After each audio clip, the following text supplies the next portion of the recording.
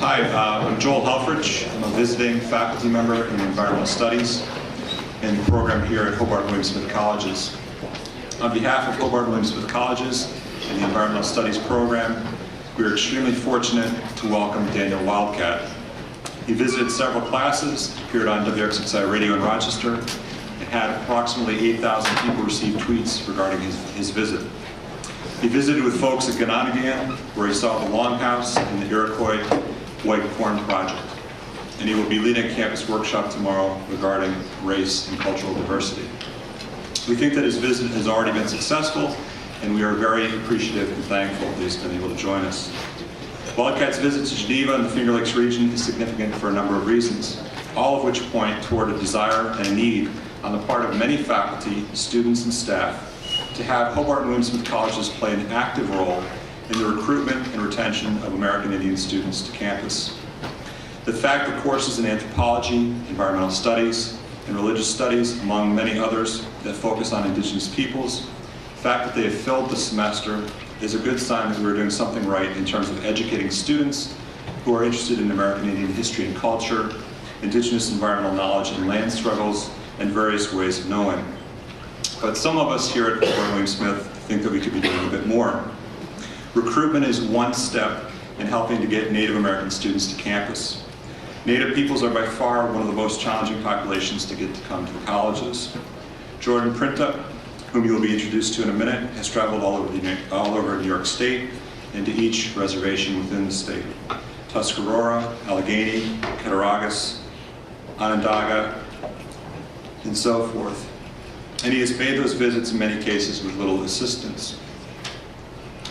Retention is another goal. Hobart and William Smith has an 85% retention rate for Native American students. Of course, this is a small population, but it has been successful. The colleges currently have 4 Native American students on campus who can identify with a traditional homeland. HWS needs to continue to support Native American students on campus, as well as to support, through its admissions policies, the recruitment and retention of students who are of Native ancestry. In fact, here in Kanadasaga, the name given to this place by the original Seneca inhabitants, I would say that it is our duty to make American Indian studies and the efforts to secure and increase Native enrollment a priority. In the decades following General John Sullivan's genocidal slash and burn campaign against the Seneca in 1779, an effort to destroy all Seneca villages and food, including corn and orchards, along Seneca Lake, the town of Geneva was established. We are in the heart of Seneca traditional homelands and cultural property. We owe it to all our students to know that legacy and to support and encourage Native students to attend Hobart and William Smith. But we need to do more, and here's why. Again, our place, this location. Tonight we sit in these traditional homelands. It's also important to note, as I learned tonight, that the first Native medical doctor graduated from Geneva College in the middle of the 19th century. The history, a guy by the name of Peter Wilson. The history of this town and region along Seneca Lake. Hobart and William Smith Colleges are known as the Colleges of the Seneca. The colleges take its name from the first inhabitants of this region, as does the lake, as does the surrounding Seneca Army Depot, as does the landfill, just to name a few. Diversity can add to the experience in many ways, the knowing of this place. Students in my classes have stated just today that they can learn a great deal if they listen and pay attention to students who are their own age. Lastly, it is essential that students know and have a sense of place. American Indian and Indigenous students can play an active role in that, for, as a good friend of mine once put it, quote, 2 things can perhaps save the world. One would be the mastery of one's kindness to oneself, and the other would be understanding your passion for place, for where you live, and for really loving the place that you live in. This deep-rooted thinking the deep-rooted thinking in these words is that the more you love where you live and become familiar with your local environment, broadly defined, the more likely you will be quickly able to act to protect it. In other words, you must know your place in order to do something. I hope that after listening and paying attention to what Daniel Wildcat has to say tonight in his talk, that you will agree with some of what I've said. Thank you.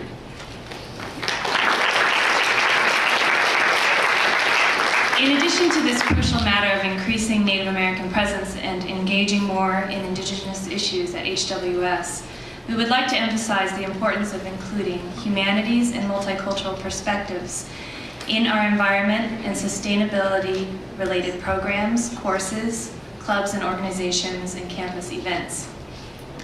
We are sure that Professor Wildcat's talk will make clear why such inclusivity is necessary in the face of the urgent environmental problems we face today. Such urgency also reminds us that discussions about the environment, eco-justice, and sustainability should be a part of regular conversation on any college campus. Here at HWS, we are fortunate that many of these conversations are already happening across campus and in the curriculum. And we hope that they will continue as we take further steps towards achieving a more just and sustainable community on campus in Geneva and in the larger Finger Lakes region.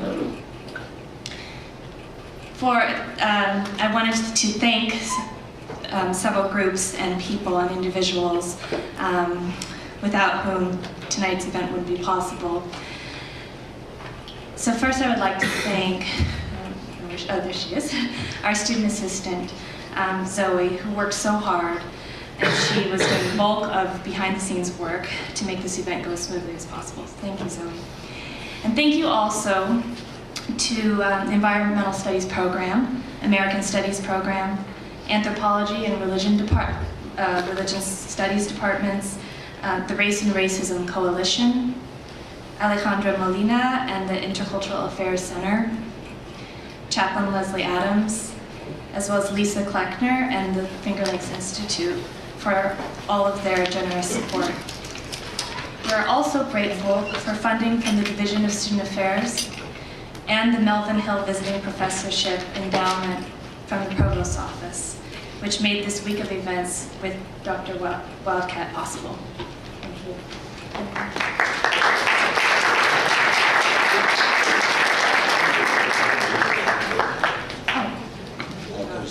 All right, so let me just give you a quick, what we're going to do tonight is obviously Chio's going to introduce our next speaker, and then Dana Wildcat will speak. After that point, there'll be a question and answer session. We hope that you'll stick around for that entire question and answer session. And then afterwards, we'll have snacks, and we'll also have books for sale and for signing. So stick around, please, for the entire event. Also, there's a sign-in sheet that's going around. If you want to be contacted for future events that we might be doing, either later this fall or next year, please feel free to put your email address on there. Thank you very much. Okay. And now I'd like to introduce Jordan Printup. Professor Helfrich did mention a little bit about the wonderful, really important work that he's been doing on campus. He's working in the Office of Admissions and doing recruitment of Native American students. And also he's a Hobart grad from last spring, right, 2013. So I welcome Jordan. He's going to introduce.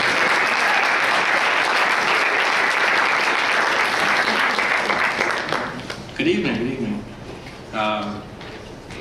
Last time I was in front of this many non-natives, I was in a courthouse actually, so it's pretty funny.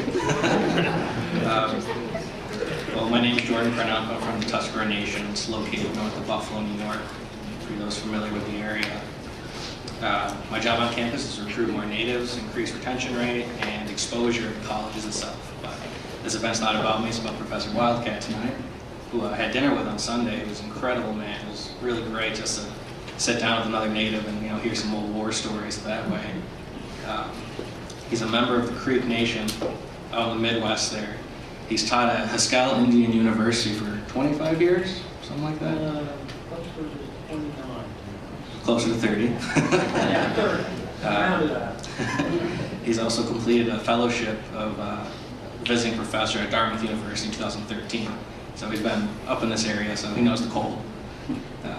He's been an author of many books. He's worked closely with Vine Deloria Jr., who passed away a number of years ago.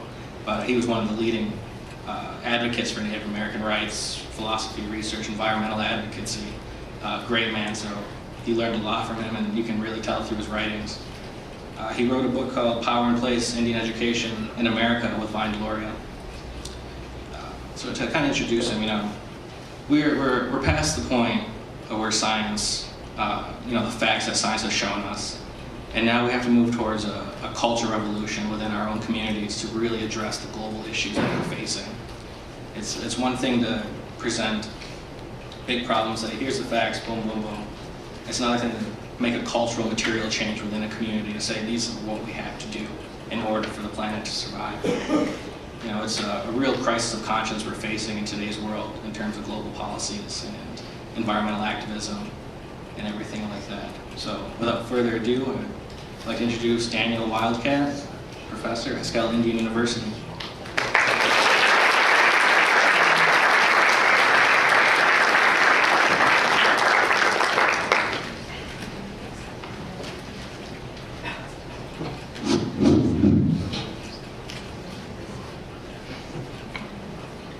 Sangeli, Fasan, Zoya, Yuchi, Muscogee, Idane, Adane.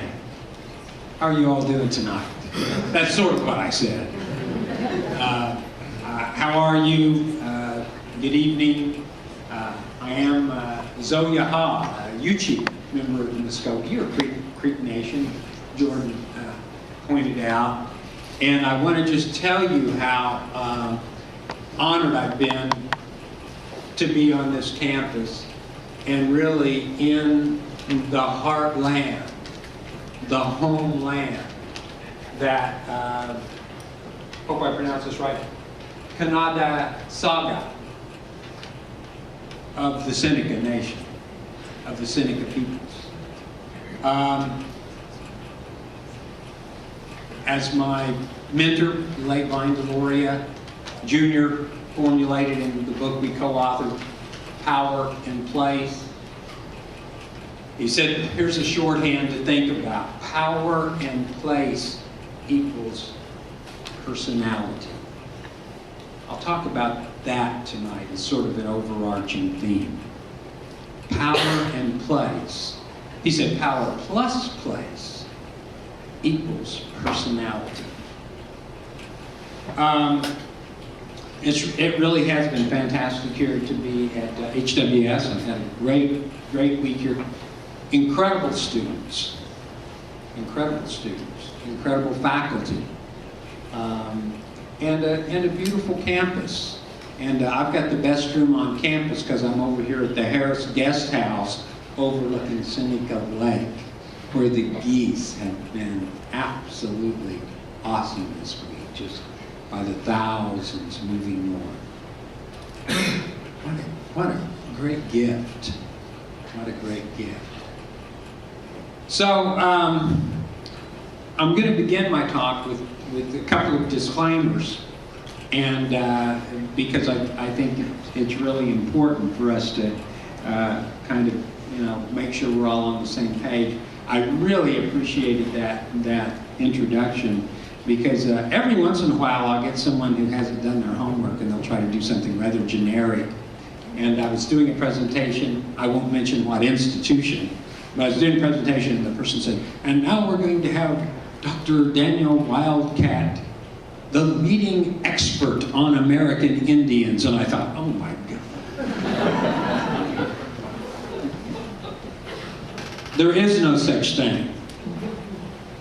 There is no expert on American Indians. We are too many, too diverse,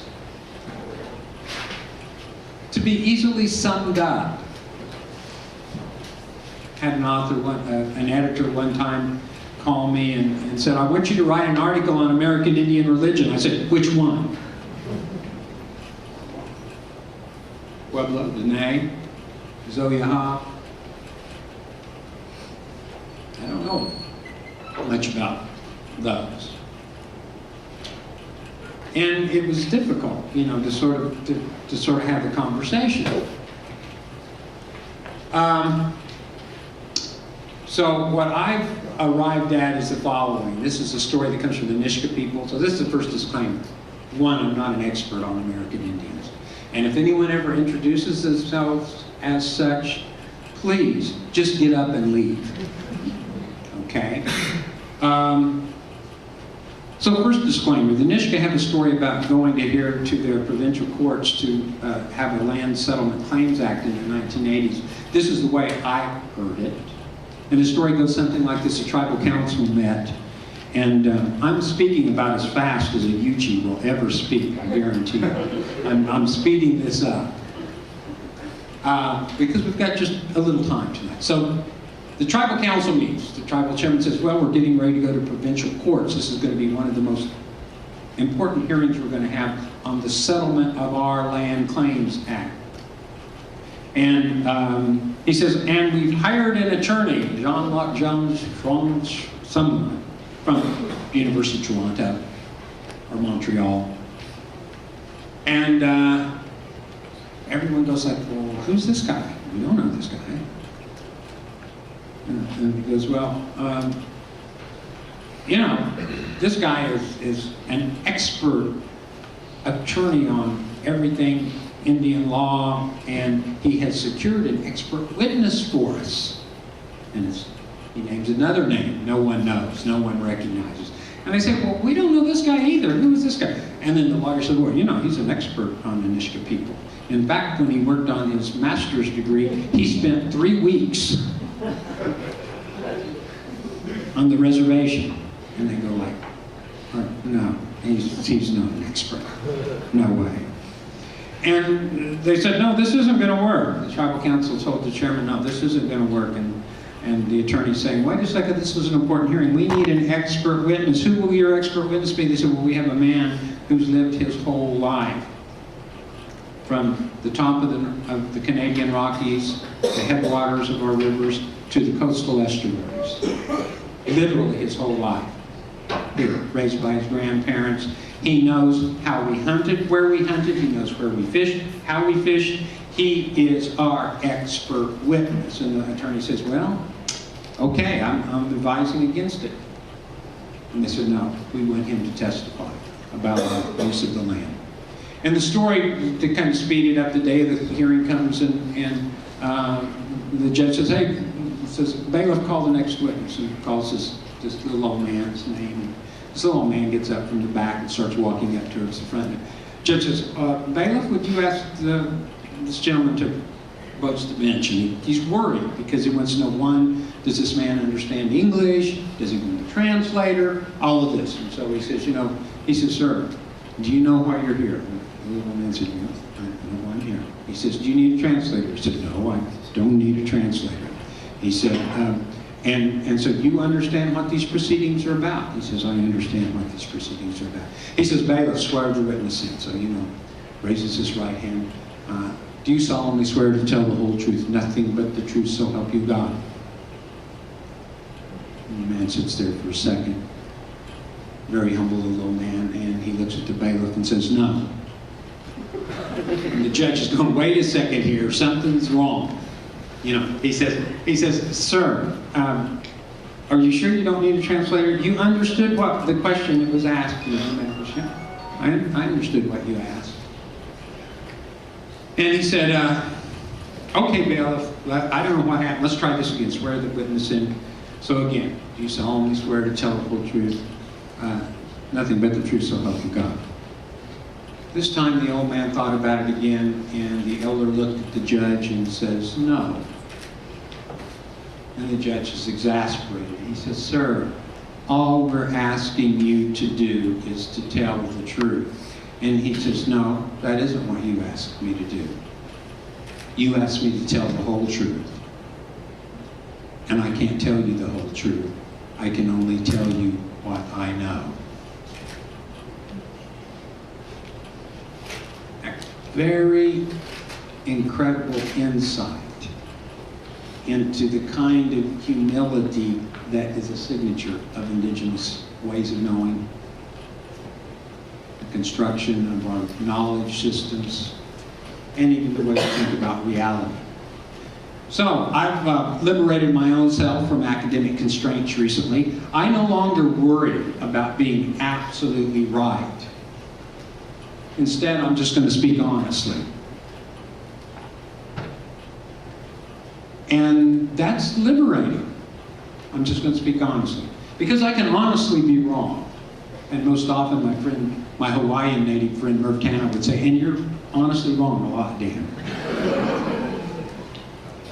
But the value of just speaking honestly is I invite you as good relatives, everyone in this room, to do what I think you would do to a brother or sister or a good neighbor or a relative. And that is, if they're mistaken, you would certainly take the time to correct them. I'm not worried about being right. So my first disclaimer is I welcome questions at the end of this presentation, and I'm going to speak honestly, and I might honestly be wrong. If I am, please correct me. Be a good relative. Make me a better human being. So once we understand that, then I've got to really tell you one more thing about me. And that is that as my friend Roger Pawardi with the National Oceanographic Atmospheric Administration would say, he says, you know, when we really start talking about difficult issues, like we're going to talk about tonight, and really what we might how we might approach those, he says, you know, we might begin with where we're sitting right here. He says part of the problem in intelligently discussing the kind of global crises we face today is that the institutions that we expect to do that, universities and colleges, all have departments. They all have their disciplines. They have those silos we place knowledge in. And the problem is when we step out the doors, the geese, the fish, plants and animals don't recognize any of those human constructions of knowledge systems. And we would do well to think about the artificiality and sometimes the usefulness, or in sometimes the miseducating feature of how we divide the world up into those knowledge systems. His exact quote was, he says, you know, universities have departments and the world has problems. So, I'm going to come clean to you all. And after you read my work, if you suffer through it, you will know that this is true. And that is 15 years ago, when I'd introduced myself, I'd tell you I was a multidisciplinary scholar. And then someone sent me an article and said, no, Dan, you're not a multidisciplinary scholar. You are an interdisciplinary scholar. So then I had to, you know, say, okay. So about 10 years ago, I became an interdisciplinary scholar. And then someone sent me an article about 5 years ago, and it said, there's now a move to create transdisciplinary scholars. And Dan, you're a transdisciplinary scholar. You write about philosophy, religion, environment, politics, power, psychology. You're a transdisciplinary scholar. And then it just occurred to me about 2 years ago, Vince, that I had to fess up. No, folks, I am an undisciplined scholar, and I don't want to be in a discipline. I don't like the idea of being disciplined or being in a discipline. I read everything. Well, not everything. But I read very indiscriminately. I read fiction, I read poetry, I read scientific journals. And for some strange reason, I always see connections between those things. It's weird. I see connections. I see relationships. So, welcome to the presentation by an undisciplined Yuchi scholar. I'm going to make 4 points tonight, so let's get right to them, because I do want to leave time for discussion and give you a chance to correct me if I've misspoken.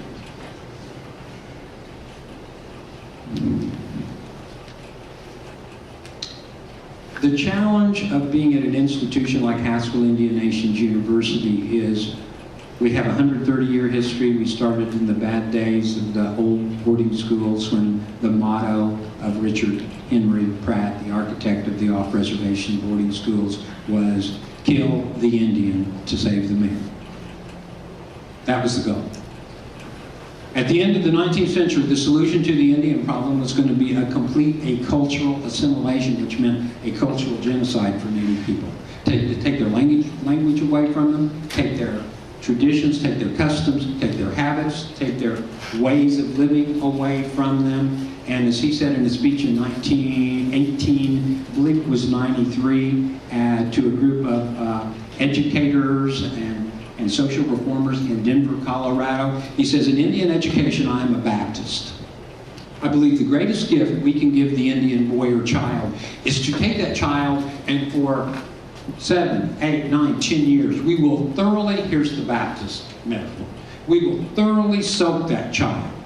We will thoroughly immerse them in the greatest gifts we have, our culture, our civilization, our religion. And at the end of that period, we will rise the child up and we will have, in all ways but skin color, a white man. And we will no longer have an Indian problem.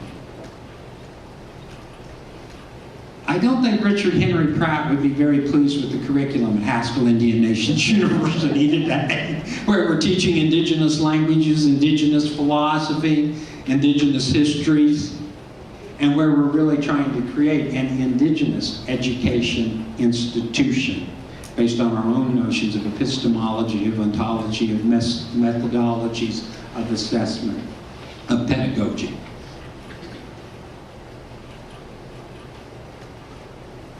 Power plus place equals personality.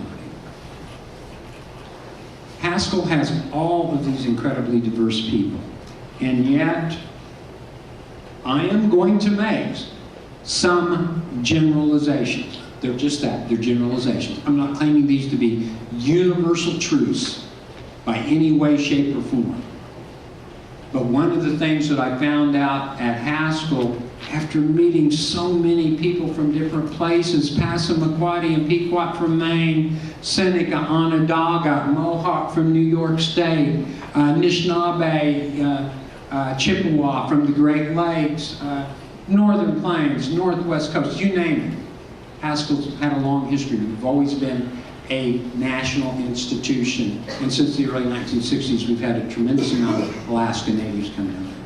So you have all these discussions about history, about place, about philosophy, and values and beliefs. And all of a sudden, you start to see these sort of patterns emerge.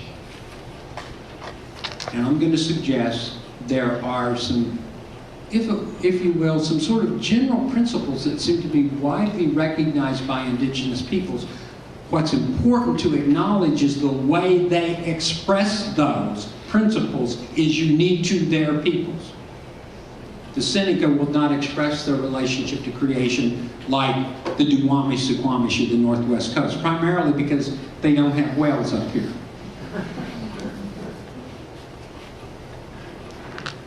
But they honor a unique relationship to place.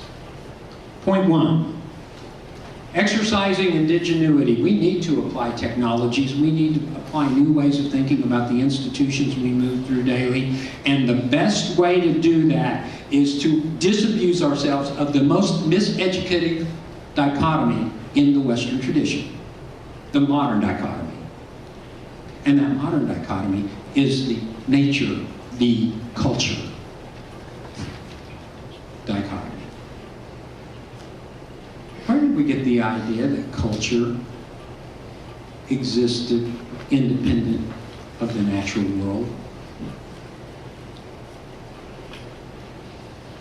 I would say if you wanted to put your finger on something that is widely shared by many Native people, it's the absolute rejection that their identity, their cultural expressions of who they are as human beings could ever be understood independent of that homeland, that landscape or seascape they call home. Their cultures were emergent out of what I refer to in my writing as the nature-culture nexus. the separation between our human culture and the places we live is a very recent phenomenon, and I will argue a deadly and destructive one. If you live in ways that are completely disconnected from the land, the air, the water, the plants, the animals where you reside, as my institutional historian, institutional economist friend Jim Sturgeon used to like to say in his seminars, it just may be, ladies and gentlemen, that the human experiment will be a very short one on this planet.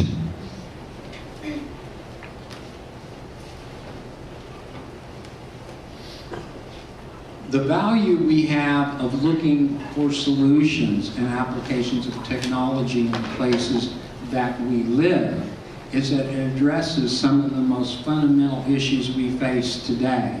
Our wasteful use of energy, our overconsumption of things. Because I guarantee you, if you restricted yourself to what you could grow and eat here 12 months a year, or hunt and fish, or harvest, your diet would be very different than what you're eating now. That might not be a bad thing. You know, it would pose a tremendous challenge. It would pose this tremendous challenge.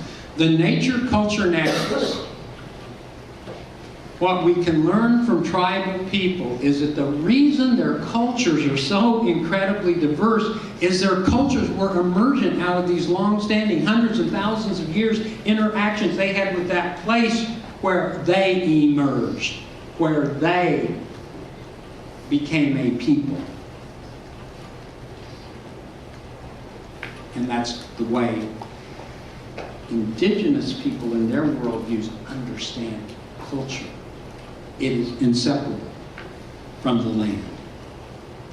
If you don't believe me, those of you who study literature, you know, just read Leslie Marmon Silko. Go back and reread. I hadn't read Housemaid of Dawn in 25 years, and this winter I pulled it out and I reread it, and I went, wow. Place? It is all about place. It's incredible. You read that book and you go, whoa, 1968. He writes this Pulitzer Prize-winning book, and it's about place. His experimental literary document, The Way to Rainy Mountain, where he uses 3 kinds of narratives to tell a story about identity and place.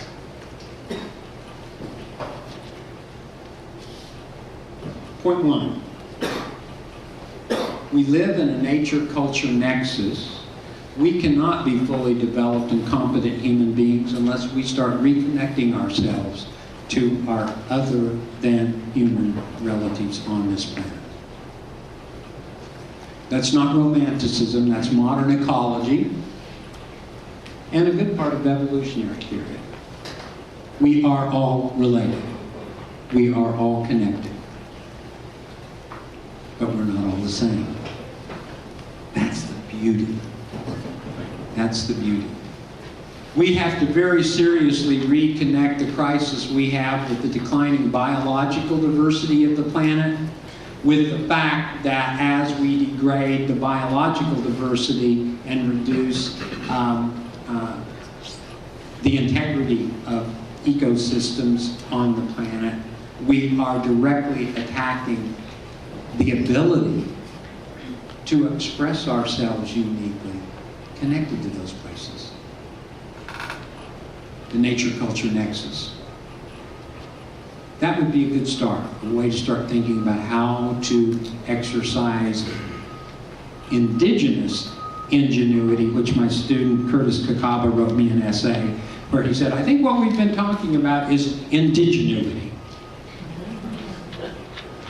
So I'm arguing there are 4 principles of indigenuity, the nature, accepting the reality of the nature-culture nexus we are all bound up in, is point 1. Point 2, Now this will be difficult for some of you you'll be uncomfortable, I think, but I'm just gonna lay it out there anyway. Widely shared. I'm not claiming universally held, but I'm saying widely shared among Zoyaha, among my Yuchi relatives, among my Creek relatives, among my Cherokee relatives, among my Pawnee relatives. I know firsthand this to be the case.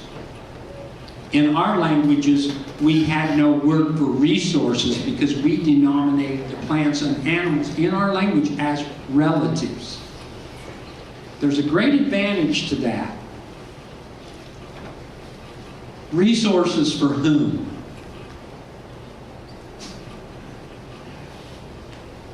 Resources for whom? Well, for us, of course. The story on this planet's all about us, isn't it? Humankind? Look how marvelous we are. Look at the kind of mediation we've made of the natural environment just where we're sitting now. Squirrels can't do that. Geese can't do that. Deer can't do that. The bear can't do that. Well, maybe they don't need to. But we do. We're pitiful creatures. We're so weak. We're so ill-adapted to out there. We make these, wear these. We were given a gift by Creator. Indeed, I believe that. And part of that gift was to recognize that every morning when we take that first breath of life, we should be thankful for the fact that we are surrounded in a life world with many other than human relatives. Warren Lyons, the great Onondaga faith keeper, said it best at the 25th anniversary of Earth Day. He said, you know, one of the problems we have, this is point 2, is he said, when people come to Onondaga and they want to tell us about how to manage our resources, we tell them we don't know what they're talking about because we don't have resources, we only have relatives. And we don't manage our relatives. We don't exploit our relatives. Well, unfortunately, we live in a world where I think today a good share of that even goes on. In fact, we've really advanced now. Universities no longer have, as they did back in the good old days when I was a grad student, offices of human relations. Now we have offices of human resources. What are resources now? How are we going to best use you?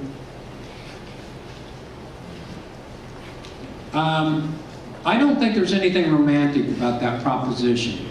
I think if we wanted to really consider a fundamental paradigm shift, what you could do is think of how our lives, our conduct, our behavior, our consumption, our production would change if we said, henceforth, we will live among relatives with respect, as opposed to resources we must extract. I don't think there's anything romantic about that. I call that indigenous realism, and I think that's a very real challenge for humankind on the planet. Oh, I do think there's a lot of romanticism in the modern world. I think you find it in people who actually think that somehow humankind is in charge of the planet, that it's all about us. We live in a room full of mirrors. All we look at every day is ourselves. And this, and this. And we don't really, we've lived in a way, in many respects, that we have created a very comfortable, insulated ignorance. You don't have to pay attention. Is anyone in here tonight worried about not having water after this meeting's over? Is anyone in here worried about that? I would be surprised if there is. Because you all know, when you go back to your room, your dorm room, your apartment, you're going to turn on the tap and water's going to come out. I'm not worried about water. Are you nuts? How many of you know where that water came from? How many of you can tell me what kind of processes that water went through that's coming out of your tap? Well, I never thought about that. Someone's taking care of that, I know. You're not stupid, you're ignorant. We're not paying attention. Insulated ignorance. We no longer have to pay attention. Is anyone here getting ready to go hunt for breakfast in the morning or go fish? Or no, of course not. Even that. We've got, what's that great grocery store you've got over here? Wegley's? Or, I'm sorry. What's it called? Wegmans. Okay. Wegmans. Man, Wegmans executives are going to be after me. What's that guy calling us Wegley for? Okay, I'm not even trying. Okay, but that's where we get our food. Where did it come from? We don't know. Okay, we don't want to know. So point 2, I would postulate one principle of indigenuity is to think very seriously about how can we establish ways of living where we think about not just our human relationships, but our relationships with the balance of other than human life on the planet. It's critical because we won't live well unless we do that. Point 3. This is really the radical point where you suggest that then the reconstruction of a political and moral universe or social kind of environment that we live in should no longer be understood as a human, moral, and political universe, but in fact we should replace the notion of the polis with ecosystems, that we're just one part of it. Now, I'll give you a quick way to do this, because I know we've got a bunch of well-educated people in here, and I really mean that. You're well-educated. You're above the mean. That might not, well, I'm not going to say anything. But Aristotle, in his Politics, thought that this shows you, how much the world has changed. Aristotle, if you read Politics and Ethics, those parts that have been put together into those books, Aristotle's Politics and Aristotle's Ethics, actually describe politics as an exercise of the soul. I think many people would agree with that. He also said that a man who lived outside of a social relationship must be either a beast or a god, because they could not be human. Because we need those relationships that make us who we are. Native people would agree completely. They'd say, absolutely, that Aristotle was a smart guy. And then Aristotle would say, and when you want to know what you should do, you should seek the summum bonum. You should seek the greatest good. You should seek that which is intrinsically good in and of itself. And what could that be other than the greatest good, so that you would live in an environment where your relatives were loving and nurturing and supportive of one another? Because to create any other kind of environment is to just do harm to yourself.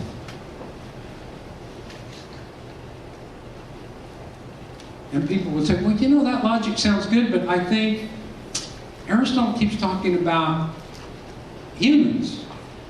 And we think it's a pretty good philosophy, but we just tweak that a little bit. But he ought to talk about our persons, and persons includes animal persons, plant persons, and our communities are not the polis, are the ecosystem. And ecosystems, there's a way of constructing a notion of an ecosystem health too. It would be the summum bonum. It would be not just the health of one part of that system at the expense of others, but it would be, and this is what I propose in Red Alert, to think about how our acts, how our human activities might be measured against the standard of life, of systems of life enhancement. What we ought to be doing when we build things, when we make things, when we eat things, when we create things, when we imagine, when we dream, is do this in a context that realize I must include in all of those activities this broad web of relationships I'm a part of as I think about that. I don't think there's anything romantic about that in the least. I think that's a very realistic approach to human life on the planet that makes itself inextricably linked in the nature-culture nexus to the other than human life we share the planet with. 3 principles.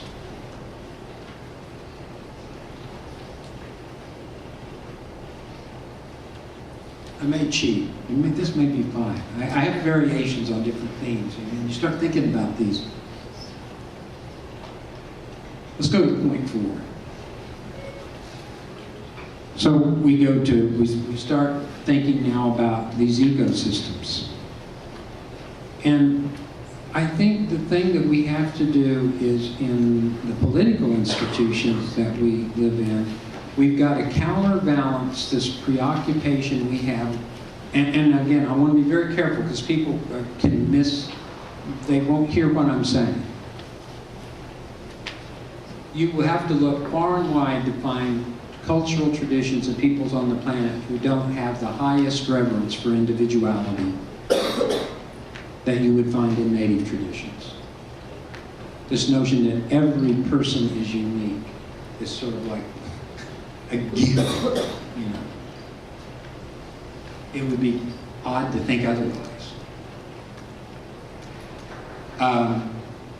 That stated, our preoccupation with inalienable individual rights, it's all about me, and don't tread on me, live, die, or free, is again part of this room full of mirrors. We're constantly looking at ourselves, humankind. It's a very anthropocentric construction of politics and ethics. So, this came to me when I heard at Wildcat grounds, outside Kellyville, Oklahoma, Yuchi ceremonial grounds. When I heard our elders speak, sometimes it's referred to as the big house. And what I noticed about the speech, again, it was in, you're welcome to our house. We are relatives here. Didn't matter your tribe. Didn't matter where you came from on that. When you come to our house, we're acknowledging we are entering you. You are now a relative. And all of a sudden it occurred to me that he wasn't talking anything about how each of us had to exercise our individual rights. But what was being postulated was that there's something that we ought to acknowledge today called inalienable responsibilities.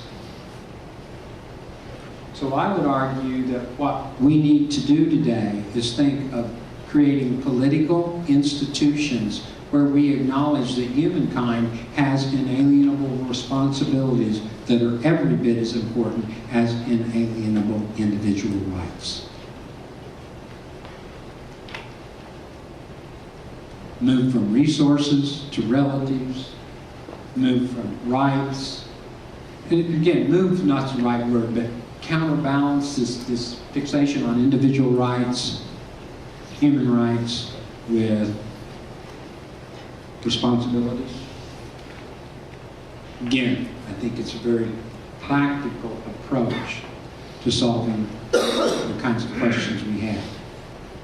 Indigenuity is the application, taking those principles and saying, how can I do that here on the western shore of Seneca Lake? What would that look like? It wouldn't look like what they're doing at Second Mesa, at Old Rabbi. It's a very different place. But there may be some principles that are operating here. These principles about this responsibility, the fact that we live in a moral, living, dare I say, spiritual universe.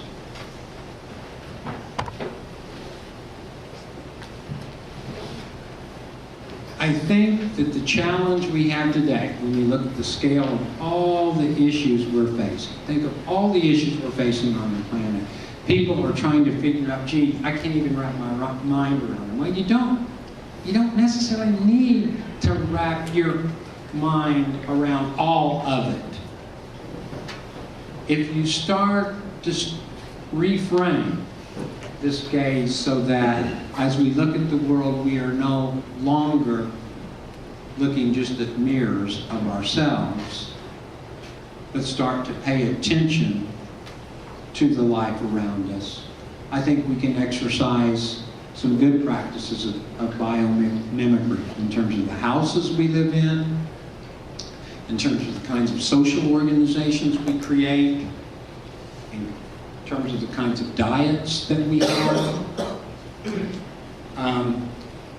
Sometimes, you know, students like you have an incredible way of summing up things that you just can't wrap your mind around. I had a young lady, I can't remember her name, I don't like to give quotations without honoring the people who said it. But we were having this discussion about, you know, our uniqueness, and yet these things that seem to be so widely shared. So we're having this at Haskell, and we're wrestling about it. Some people are taking one side, some people are taking the other side. Had this young woman, and she raised her hand, she said, Dr. Wildcat, I've got the answer. And this would be a demonstration of indigenous logic. She said, I know the answer. I said, okay, we're ready to hear it. I said, well, so what is the answer? She said, we're all the same, we're different. And it made perfect sense. Everyone in the room cracked up. And they all go like, yeah, we're all the same, we're different. I thought, man, incredible, incredible. Let me close with a short story, okay? And again, I want to address this specifically because of the kind of institution we're sitting in.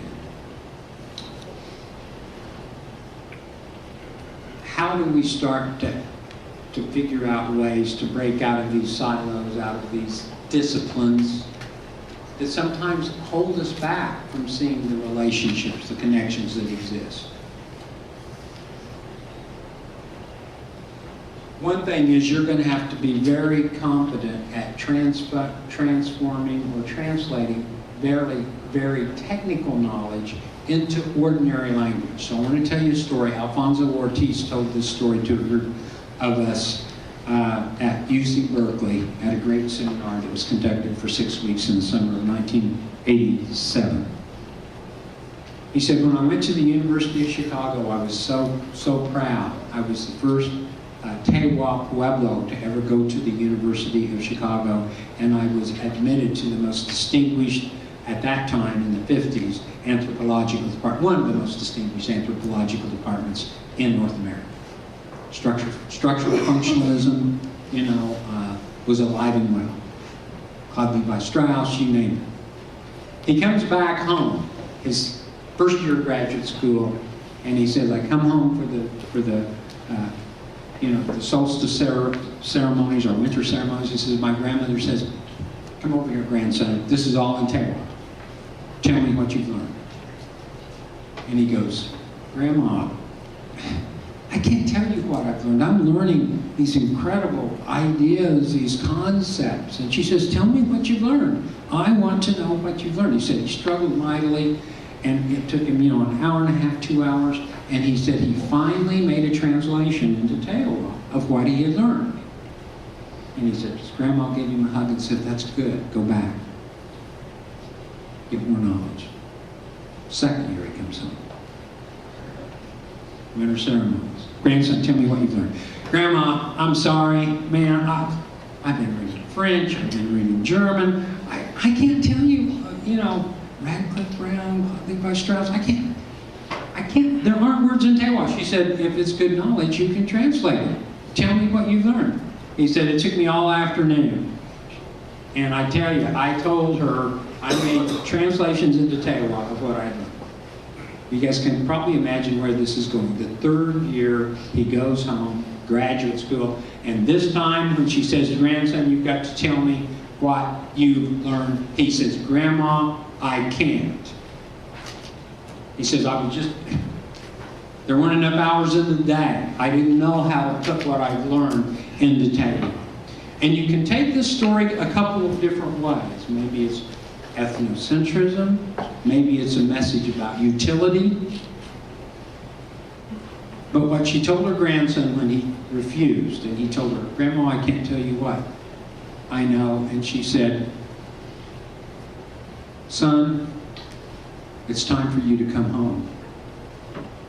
Because how can this knowledge be good if you can't share it with your family and your relatives? So when people start dismissing climate change, I do blame the scientists as much as anything, as not being very good communicators about the science. They're great at talking to other atmospheric scientists or atmospheric chemists or analytic chemists about what we're finding in the ice cores. But explain that to the general public. So young people, make sure as sophisticated as you get in your education, you can still have a good, intelligent discussion with your aunts and uncles and with your cousins about what you've learned. Because if you can't, what good can it be for your people? What good can it be for your people? I think Vine was right. It's about power and place and personality. And as much as modern industrial societies have done to this planet, and there's things that put in motion, I realize that we're not going to stop everything. There's a large, complex living system. There are things that are put in motion now that we won't even see for 5, 6, 7 years. We won't see it. I mean, it's already in the mix. But my admonition to you, my encouragement, I'm not going to admonish you, I'm going to encourage you. I want to encourage you, and I'd say to think about this. Ask yourself that maybe it's not up to us to solve the problem. That is part of the problem. Indigenous knowledge, as I use it in my book, describes that as a cooperative, co-generation of knowledge between the life we share this planet with. It's not an anthropocentrically created knowledge. We actually think that the deer, the salmon, the raven, the geese can teach us something about being better human beings. I don't think that's romantic. I call that realism. So, get ready to roll up your sleeves and get to work. There's plenty of work to do. Plenty. There's plenty of work to do. Everywhere. But it's going to be hard work. It's going to be difficult work. And with that, I will say thank you, as my Creek relatives would say, my Muscogee relatives would say, Mado, thank you for being here tonight and giving me this opportunity to speak. I'm grateful for that. I'd love to hear questions, and if I've misspoken, please correct me. Be a good relative. Thank you very much.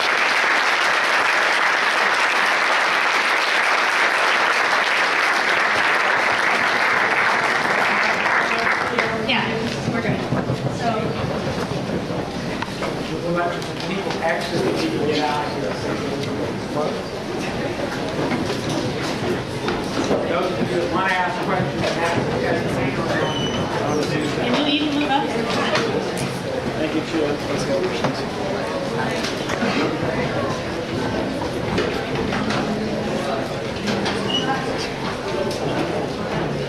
I'm headed out. Just wanted to make sure you see.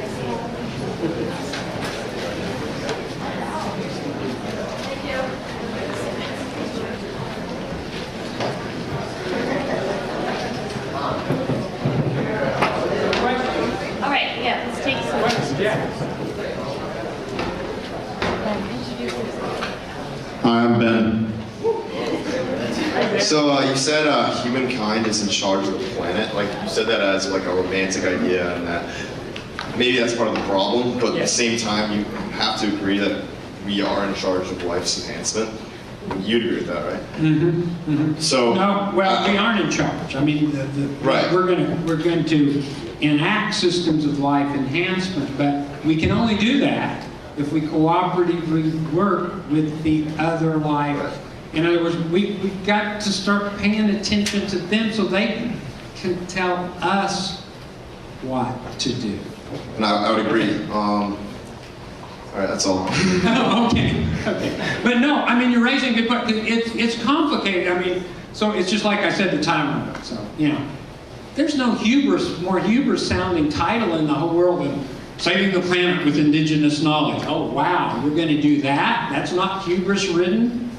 I mean, that sounds like the most hubris-ridden declaration you could ever make. And then, so in the book, I have to explain to people that, well, indigenous knowledge isn't anthropocentric knowledge.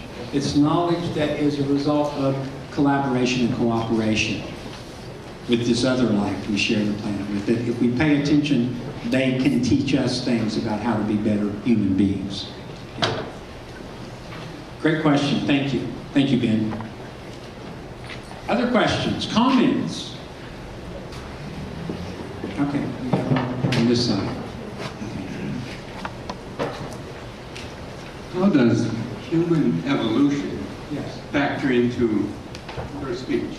Yeah, I think it would, you know, and again, this would be something where you'd have a wide variation of how Native people look at evolution. I happen to be in the school of thought or among people who say, you know, I don't have a tremendous problem with evolution if you throw the social Darwinist elements out of it, you know. And so here's the way I would see this factoring in. So it sounded rhetoric, as a rhetorical statement or question, and maybe it kind of is, but I said, in some ways, when you think about how humans have evolved, and clearly this predisposition, this way that we are created to be cultural creatures, to degrees to which maybe other animals aren't. I believe all animals have cultures. But if you look at us, we have to depend mightily on culture. We have to. Because we're not very well physically equipped to live out there. The geese aren't going to Eddie Bauer for their winter down cover. We are. Okay? Yeah, it's funny, but it's true. I mean, when you think about it, they're not going to Eddie Bauer. We've evolved so that, man, physically, we're kind of weak. You know, even physical anthropology, we're this bipedal kind of locomotion we have. Talk about being radically unstable, you know. But we have these cognitive abilities, this mind. And I think what we do is that in indigenous traditions, I'll quote John Mohawk, and he said, indigenous traditions are thinking traditions preeminently.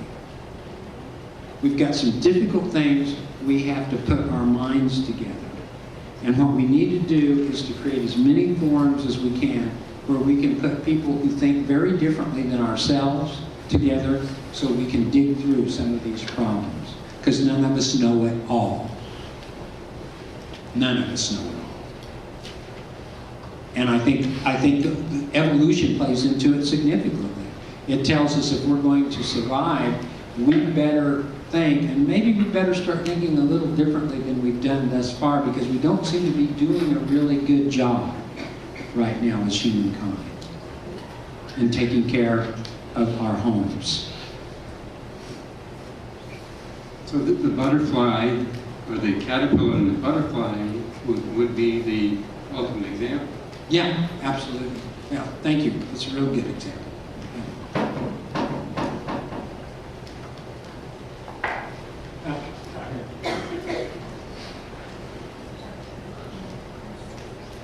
Hi, Dr. Wildcat. I know in your book you talk about human homeland maturity. Yes. Is that kind of along the same lines as our inalienable responsibilities? It is. So when I got a great honor to when Al Gore, some of you may still remember this, did a big global climate change event on July 7th of 2007, 777, because I guess in Morse code that translated sort of SOS, and it was in his notion, save ourselves, which is kind of ironic because I've just been arguing we can't save ourselves. But when they were going to do that international program all around the world, and you know it was important because MTV broadcast it. I mean, you know it had to be really important. And so they did the opening United States session at the National Museum of the American Indian, and I was honored to be asked to come and give a statement. And so I got to meet Al Gore. And by the way, Al Gore has a sense of humor. I mean, the camera does Al Gore no favors. I'm telling you this. The guy has a sense of humor. He's really funny when you meet him. I mean, really. But he doesn't look that way on TV. You know, he's real stiff and everything. But this is where that line came to me. Because I kept thinking about, everyone kept talking about homeland security. And I thought of a brilliant essay, the first essay you can find, one of the late essays Vine Deloria wrote in his collection, Spirit and Reason. Go back and look at that first essay, and he's talking about, quote, epistemology and ways of knowing. And what he says is, in there, he says, the problem with humankind is that we've created societies and cultures where we are perpetually immature. That's how you define immaturity. We tell children they're immature because they can't share. They only think of themselves. We've created whole societies where we only think of ourselves and we don't share. And he said, what we really need is to inculcate these kinds of cultures of maturity, human maturity. And of course that fits in with power and place and everything else I've talked about. But when I was writing this, it came to me. I said, you know what? I don't want to hear another talk about homeland security, because our homelands will never be secure unless we can foster homeland maturity. And so that's how I end the book, putting in a declaration. We need homeland maturity. We need to foster a sense of place, a sense of identity that is not based on the room full of mirrors where we're constantly looking at ourselves. Thank you for the question. Thank you. Yeah. Thank you, Dr. Wildcat. As an anthropologist, it seems like you're also talking about we as humans have gotten to the place where we have really a cognitive disconnect. Yeah. A cognitive disconnect in the sense that, and as an anthropologist going back to becoming bipedal and surviving and making our way, but adapting and ill-adapted in many ways. Right. Okay. That through so many thousands, hundreds of thousands of years, really, we acknowledged the connection of humans to the environment and our survival depended on nurturing, cultivating, taking care of, right? Absolutely. Irrespective of who we were as a people, indigenous or otherwise. Well, remember, everyone in this room has an indigenous culture and history that's much longer than your citizenship of a modern nation state. Absolutely. Everyone in this room. You may not recall it. You may not recollect it, but you have it. So that cognitive disconnect that now is ubiquitous. It really is. It is. I agree with you. We so seldom, even those of us who think that we're aware or try to be, we're always missing it because we think about, in the sense the mirror analogy was really good, always looking at ourselves, reflecting.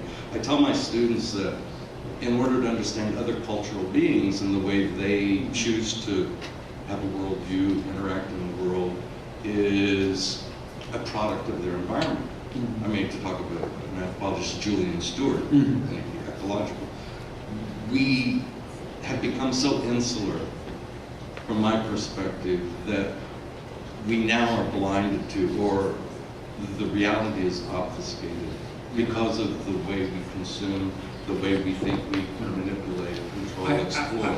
I've heard Don Koyas, and I believe Don Koyas is Oneida, I'm not sure, but if anyone recognizes that name here in New York, but Don Koyas is a person who does workshops and training, and really a very talented man, and he calls it, we've created a scotoma, that we have a cognitive scotoma, and you know what that is? It's a blind spot. It's like you have your vision, but you have a blind spot. He calls it, and I think that's kind of what you're talking about, that, you know, this kind of culture we've adopted has created this blind spot where even in our cognitive processes, we just, it's a struggle to sort of make that reconnection. And the fact that you even have to think about it, that you have to think about it, is the ex post facto demonstration of the blind spot. Our human ancestors didn't think about it. They didn't. One last connector to that. And then I think we've got time maybe for, what do you think, one more question? Or, and then, okay, we've got refreshments in back. We can always, come talk to you guys. Oh yeah, and you know, you can come up here and yeah, you're I'm gonna get your question. I see your hand. You're not gonna, I'm not, yeah, we're gonna, but yeah, you can come up here and we can continue to talk informally. I think the people who left some refreshments. I did see people grabbing stuff and heading out the door. But you know, that's just kind of an indication of whether you think like you live among relatives or looking at resources.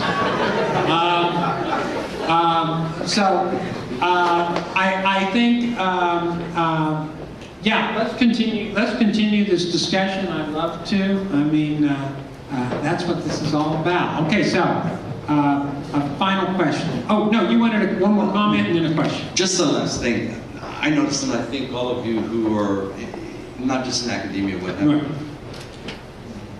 So many people, you walk the corridors, I'm at MCC, you walk the corridors, students, faculty, staff are glued right to that little device in front of their faces. Oh. They have no clue of what's going on, not even peripheral. And I think that... You want to know what the weather's doing? You want me to get my AccuWeather app on? I'll tell you what the weather's doing. I'll pay attention out there. I think it numbs us to being cognitively connected. And this is one of the things we have to break. It is. In order to, again, regain full sight. I agree. Thank you very much. Yeah. This, back here, there you go.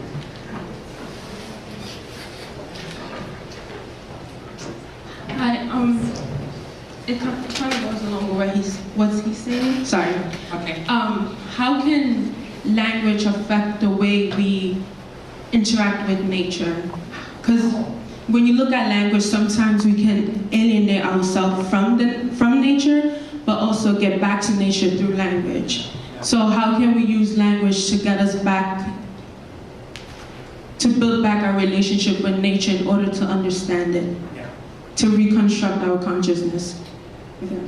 The first thing we should do is you should struggle mightily, if you're like me, to try to not be monolingual. Any of you who are bilingual or trilingual know that with those languages you get different nuances, different ways of acknowledging and seeing the world. That's the beauty of language. Here I think Saper and Wharf were on to something. They were the anthropologists, the linguists who argued that language was the fundamental carrier of culture. That may be a bit of an overstatement, but it's a powerful conductor, carrier of culture. That stated, I think one of the interesting things to do would be to also, to the extent that we can do that in communities, if we have still tribal indigenous language speakers. Don't think it's ever too late to reinvigorate that. So I'll be eternally grateful to my cousin Greg Bigler, to my relative Richard Grounds, who both were highly educated and moved back to Sapulpa, Oklahoma, primarily because they knew the Yuchi language was important to say. And I didn't think I'd ever live to see this. If you had asked me 20 years ago, at this point in time, would we have young people who could speak Yuchi language? I would have said, I don't think so. And they started elder language programs and then have elders work with children. And Richard Grounds now runs a Head Start Yuchi program where the Yuchi kids speak Yuchi. And I went to the Yuchi Festival 2 years ago, and I heard a young man, I apologize, I can't remember his name, who got up and performed a Yuchi story in Yuchi. We can do it.